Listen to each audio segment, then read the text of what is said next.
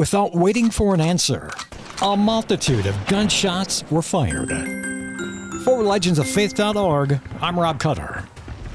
It was the first full-scale battle of the Civil War. The fierce fighting between the North and the South would be long and bloody. The battle was fought 30 miles from Washington, D.C. The Union forces were slow in positioning themselves, allowing Confederate reinforcements time to arrive by rail. Union forces were poorly trained, and it was a battle where the Confederate Army dominated the field, and General Jackson was victorious.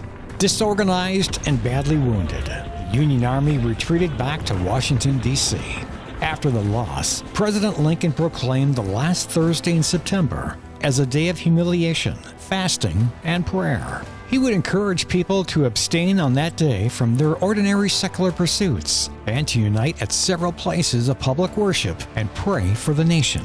Lieutenant General Jackson was considered one of the greatest tactical commanders in history. He refused to let his men give ground at the first battle of Bull Run.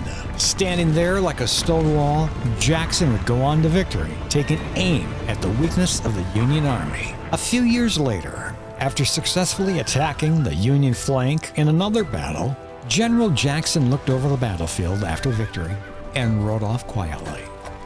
It was twilight by the time he arrived back at camp. Then, one of his own men at the camp shouted, "Halt! Who goes there?" And without waiting for an answer, a multitude of gunshots were fired. 2 bullets hit General Jackson's left arm, and 1 hit his right hand. Several men who were with him died in the gunfire, along with a few horses. His arm was badly damaged, and it had to be amputated.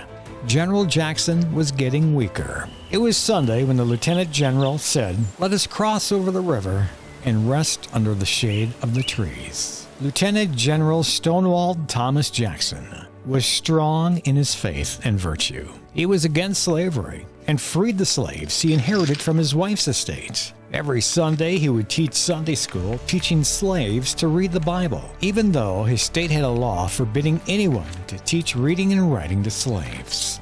If he would have been alive during Gettysburg, history may have turned out differently.